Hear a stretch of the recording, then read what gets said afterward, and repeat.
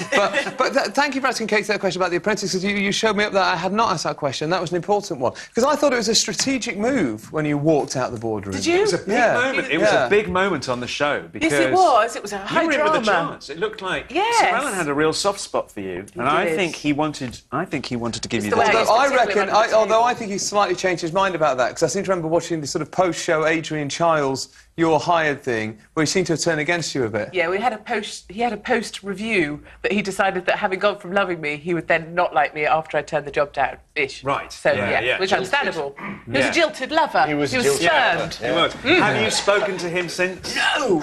No. Never again. Presumably neither has the person who won The Apprentice. No one ever does speak to them. Do you know what I mean? I'm not convinced that's a really hands-on apprenticeship. But here's the thing about The Apprentice. It's a brilliant show, probably the best reality show / game show on telly. But the prize isn't that good, is it, really? I mean, have you seen the headquarters of Amstrad? Because in the picture, it looks like that. It's like a two-storey squat brown glass building in Brentwood, and it's really not that big. No, it's scary. And the people that come out of it are even scarier. They come like that, mostly. That wasn't very attractive, was it? I reckon I'd do what you did. I'd take part in it because it's a laugh, and I'd bail out on the semi-final to avoid having to work. Would you have been rude and obnoxious throughout? Who said that? Oh, most people. Really? I think it's fair to say she was. Yeah. It's all editing, though, wasn't it, Katie? I can't believe that you... I can't believe that you were shown in that light now that I've met you. I've been with Katie all week, and actually she's only been rude and obnoxious on, like, 3 or 4 occasions. So there was a misrepresentation, I think. I'm only partially rude and obnoxious, so it's all good. Yeah. Listen, Ben, it's nice that we're interviewing Katie, but, you know, today's show is about Ben Miller. Thank you, Richard. I was going to ask you a question about your wife, because... partly because I fancy her. Oh, that's nice. Yeah, that's nice. Thank you, I'll pass then. Yeah, okay. As if you hadn't just said it on national television. She's pretty cool. Yes, she is. She's very cool. Didn't you meet her? Didn't she do, like, some kind of when I first saw her, when I first set eyes on my wife, she was saying to a friend of mine, it was at a wedding, a friend of mine's wedding, and she said to my friend, here's your wedding present, and proceeded to do a cartwheel in an orchard. Great. And I thought, you know, when a woman does like that, you know, you get on board. You married them. I'm not on board the cartwheel.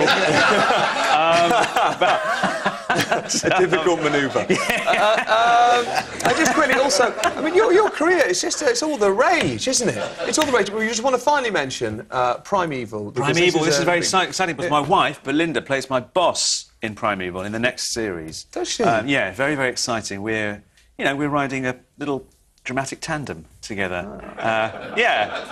Not a real tandem. You know. I think we can see kind of a picture of the cast of Primeval. Primeval? Primeval. Ooh. And... look at that. There they are. There you are. All cheeks sucked in. Look at that. That's the difference between comedy and drama. Which one's your wife?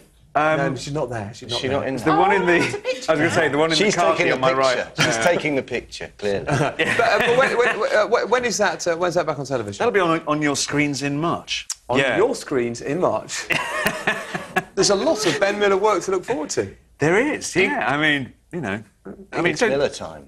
I was going to say, including your contribution to the rest of today's show. Well, thank you. And we're going to start by looking at the newspapers. Ben will lead us through those.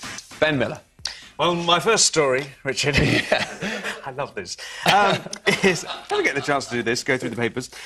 You've been looking forward to this, I haven't have. It's from the Daily Mail. 60,000 face axe in banks bloodbath. So this is Lloyds Banking Group and RBS are believed to be making redundancies of collectively 60,000 of their workforce. Now, 100,000 of RBS's employees are employed in the UK, so that's roughly 10% for RBS. It doesn't say what percentage of Lloyds Banking Group. No, but that's an awful lot, isn't it? It's an awful lot of people. Yeah, I mean, I think RBS said they were going to slash around 20,000 jobs. And apparently they're all getting pensions of £600 million a minute. Which is just... the whole thing, the costs of this thing are just ballooning. You know, it's ridiculous. This is... what's amazing is how big RBS is. I didn't realise. RBS worldwide employs 170,000 people. I think it's amazing. It's also amazing when you think about, although you don't always notice these things, how much sponsorship they give. You know, the Six Nations, which is on tonight, and the Formula One, it's all out there. This money is clearly going to a lot of different places. Well, that was all part of Fred Goodwin's strategy. I mean, he was known as something of a megalomaniac, wasn't he? And he's Fred the Shed. Yeah, of course. That's it. I think it's Fred the Shred. Did I say shed? You said Fred the Shed. I didn't. I mean, that is more. Did I? It is one hell of a shed. Oh, that is mortifying. Next story, Richard. Should we move on? But Fred Goodwin, they do sponsor a lot of things, and he gave money to a lot of his old childhood heroes, like Sir Jackie Stewart, as ambassadors for RBS. But it's also, you know, I like him, so he can have a lot of money. And so, yeah, he just lavished money on all sorts of things. So he's basically been buying friends with other people's money. Is that kind of the way it works? Andy Murray got some cash as well, because no one else would give him any. I think he's going to give it back, though, right? I think he's definitely going to give it back, I think. Yeah, no, he is. The government's going to ask him, and he's going to give it all back. Hey, we'll debate this later, by the way. If you have a view on this, we're going to talk about that properly in a little bit. And also, HBOS announced its results this morning, which, by comparison with RBS's results yesterday, don't look that bad. HBOS announced a pre-tax loss of £10.8 billion.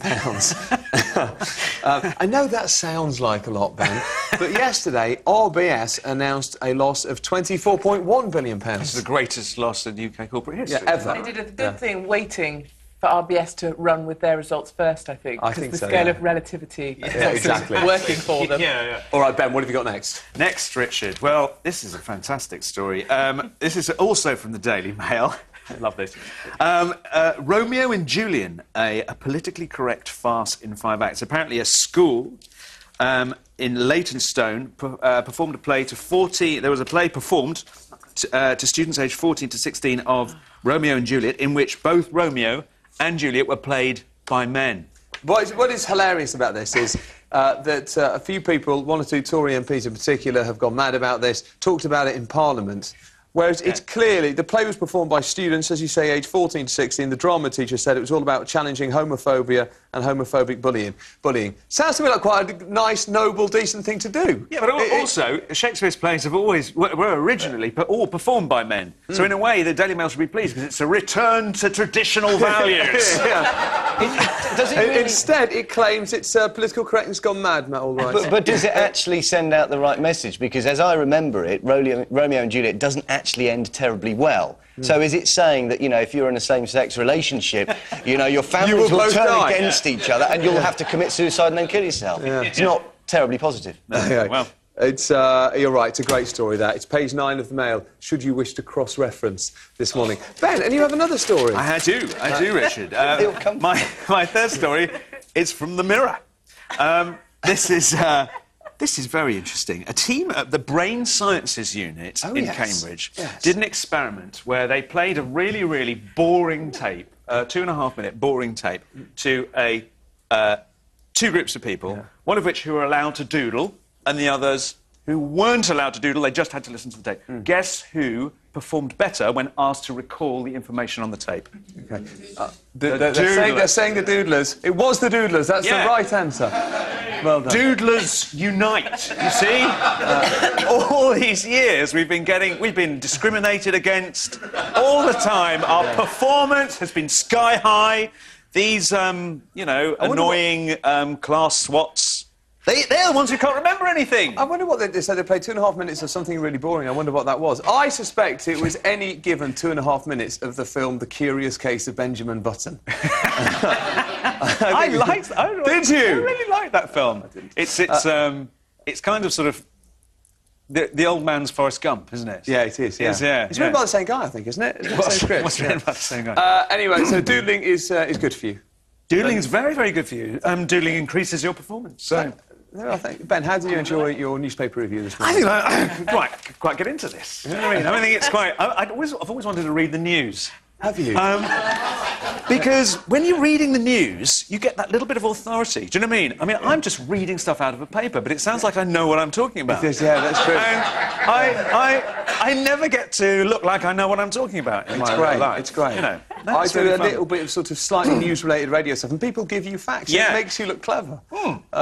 Whereas really, I'm a deeply ignorant man in real life. Yeah, me too. I'm as shallow as a puddle, but, you know... Hey, listen, thank you. I thought it was an excellent newspaper review. Let's go...